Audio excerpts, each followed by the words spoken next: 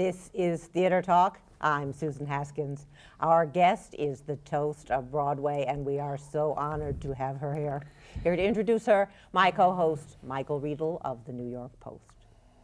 She is a big star the world over, and I tell you, I've seen this show on Broadway at the Booth Theater, and this is going to be the hit of the season. We are joined tonight by Dame Edna Everett, whose new show at the tucked away booth, as you call it, is Dame Edna, the Royal Tour. Thank you for being our guest tonight. Thank you, Michael, and thank you, Susan, too, darling. Thank you. I notice you're wearing basic black. I'd like to prize you out of that. I would put you in something a little bit saucier. Yeah, but then she would show me up on the show, and it's, you know, I'm You're the host nicely here. dressed, too. Thank you. And I'm glad you're not wearing those military clothes, fatigues, and grubby T-shirts that a lot of men wear now. And a lot of movie stars wear, too, And they do. all over the place. The bigger they are, the less they feel it necessary to look nice on television. Whereas for you, my viewers, and old fans, I've no doubt of Susan and Michael, I've gone to a bit of trouble.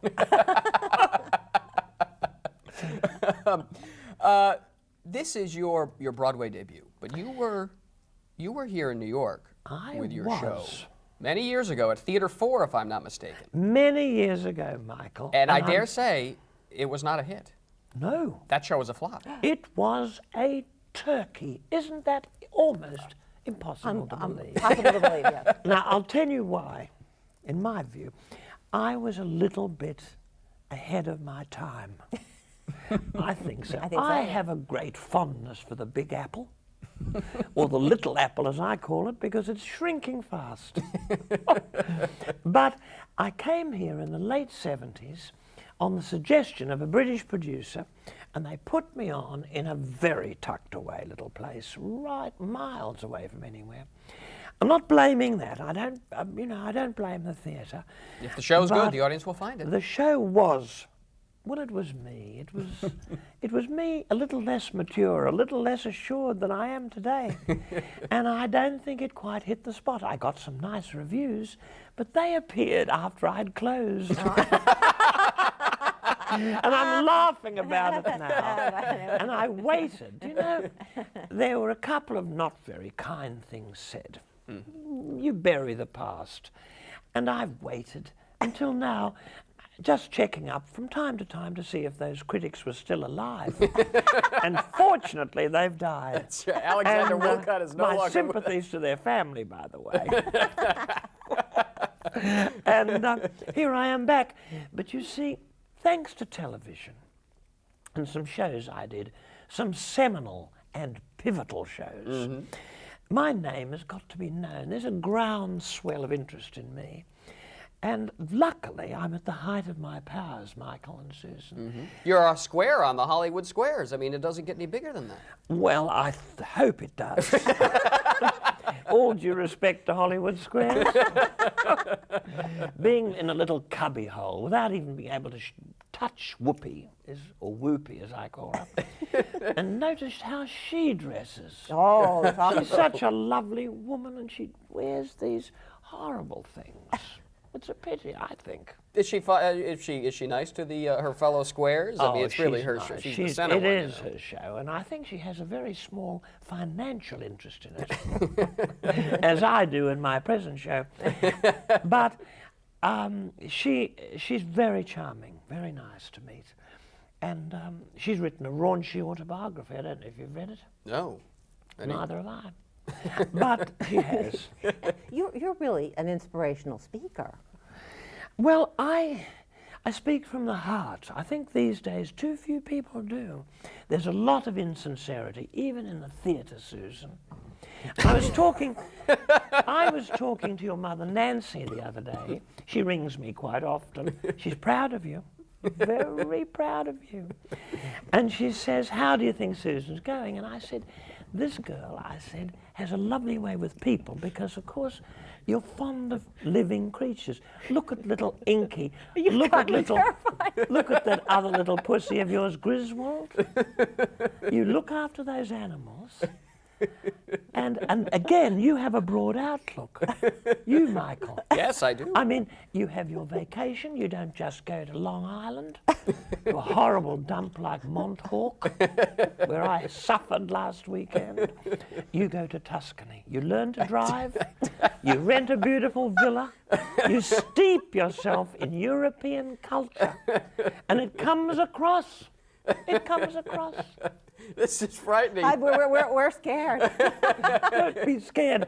I am a guest who does her homework. Wait a minute, this is a show, get the guest, not get the host here. More after this message.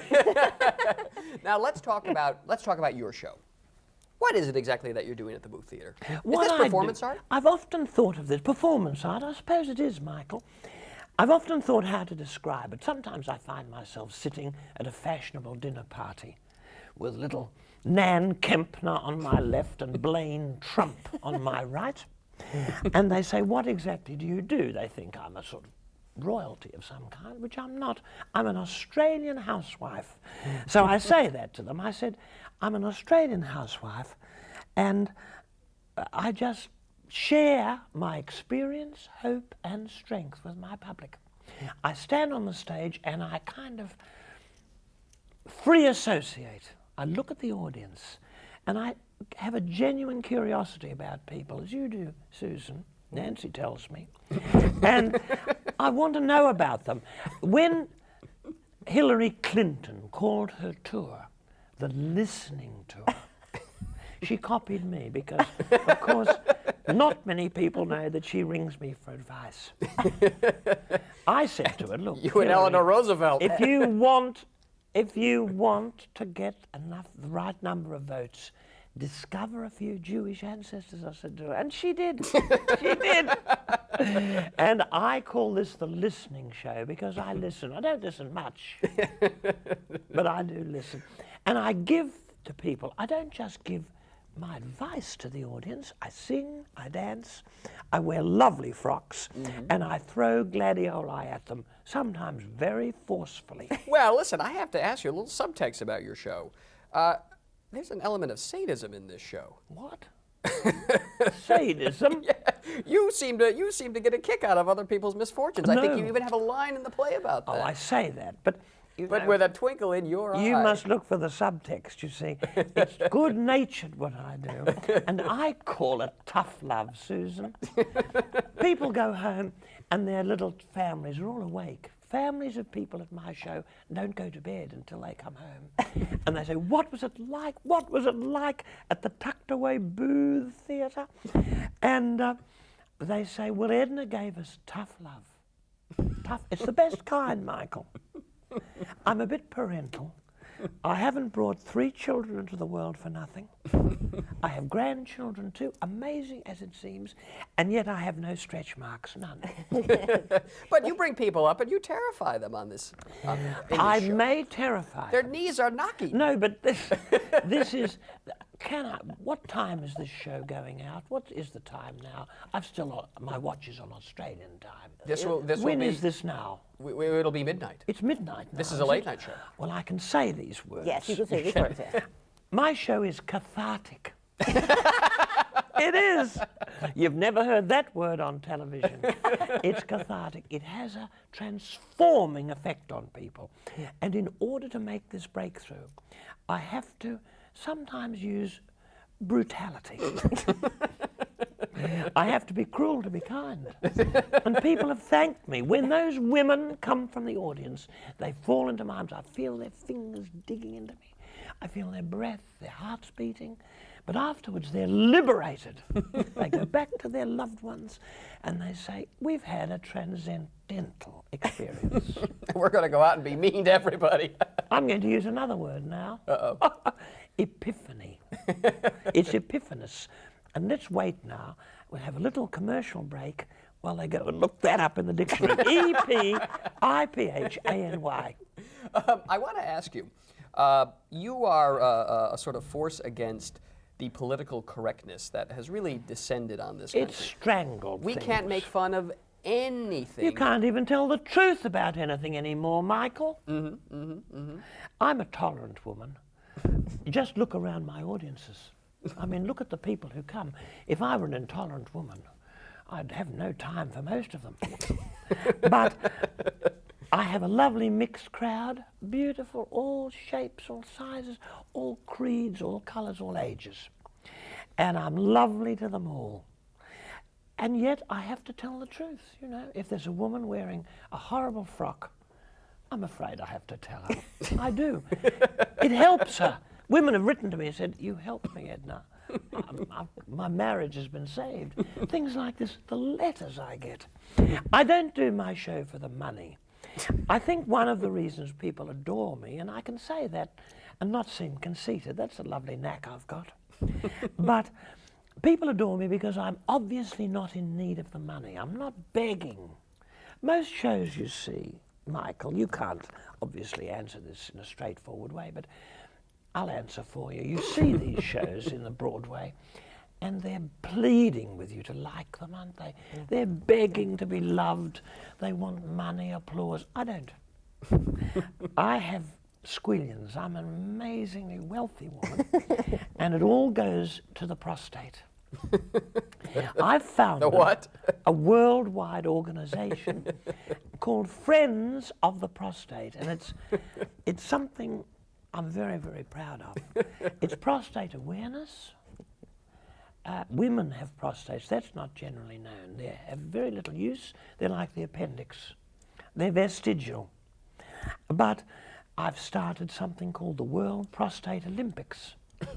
And this is a lovely thing, and I'm opening it next year, as a matter of fact. I'm firing the starting pistol. It's a water pistol, by the way. Why do you think, I mean, you are a star all over the world. You really are. And it's just now seems to be starting in America. Why has America been sort of too long to get with the program, to get with Because Dame Edna? I don't think I've made enough effort, Michael. There are beautiful people here. We have the same language, this wonderful, wonderful language in common. I don't have any complaints about America. I've always got on well with you. I've always felt you warm and hospitable. I've encountered incredible personal hospitality here. If I mentioned the people who've been lovely to me, it's a roll call of the famous, and I would be accused of being another Dominic Dunn, a name dropper. All I can say is that, you know, when you think that little Stephen Sondheim is giving a dinner for me on Monday, isn't that nice of him? He is, and he doesn't have to. He did it for your friend Dame Judi Dench when she was here. He did. He did. But I mean, that was just a rehearsal for this one. And the invitations have come. Henry Kissinger keeps inviting me, but I don't like to be in the same room with him if there isn't a chaperone. You know what it's like, you know? The hormones are still working very strongly with old Henry. Now, you are a widow. I'm a widow, yes. But, you know, I hear tell that there is a man in your life, a Mr. Barry Humphries. I mean, is he a Svengali type character in your life? Barry was a talented fellow in Australia many years ago. I was a housewife. My girlfriends had entered me in the Lovely Mother competition. We had a newspaper in Australia called the Morning Murdoch. That was the name of it. And I've since become a very, very close friend of the founder, the son of the founder, and another high-achieving Australian. And His boss. He's Hello. my boss. I work for the New York Post, which he owns. Hello, I know you're watching. And I won this competition. It was a trip around the world. Now, I went to England and I saw My Fair Lady. That dates me. That was a show about an ordinary little woman, flower seller, who becomes a duchess. Well, it influenced me. I internalized the message. I went back to Australia. I still cared for my family, but I wanted to be an actress. I wanted to be on the stage. And I began doing little shows, and Barry became my manager. I signed a contract with this fellow, and it turned out to be binding for my lifetime. I've had top lawyers on this case. I have been unable to sever my connection with this leech, this sponger. So much so, Michael, that people writing, journalists less researched than you, have even accused me of being him. Sickening thought. Tell that to my gynecologist. All right, the show is Dame Edna, the Royal Tour. Why they call it the Royal Tour, I don't know. Yes, why do they call it the Royal Tour? It's just a It's your name. show, it's your They title. thought it was a nice idea, and I didn't like to depress them by saying I thought it was a rather silly idea. But it is my show, and it's up above the Booth Theatre in the smallest lights you've ever seen. And you can feel the audience. I mean, this thing is going to take off. You're in previews now. Don't you feel it? I'm getting a little bit of a vibe. Well, by now she will have opened to smashing reviews. But fame won't have spoilt me. Good. And whatever they say, darlings, it is an audience-friendly show. And so far, no one has asked for their money back. It's friendly if you're not called on. Dame Edna, we are delighted that you came out to be with us tonight. Thank you, Susan. Love to Nancy, by the way. The show is great. It's absolutely hilarious. And next time you can borrow my villa in Tuscany. Thank you. I will take you up on that offer. Dame Edna, thanks for being our guest tonight on Theatre Talk. Goodbye, and thanks for having me at your place. Good evening. I would like to introduce to you a very close friend of mine, Mrs. Norm Everett, a housewife from 36 Humoresque Street, Mooney Ponds. Ladies and gentlemen, Mrs. Norm Everett. Excuse I?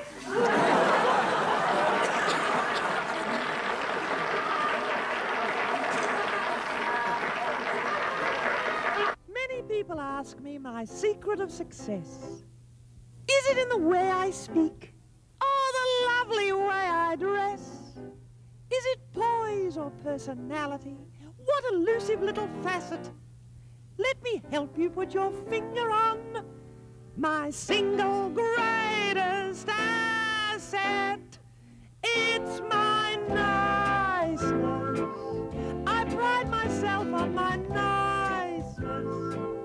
It's such a gift without price to be nice even when you feel blue.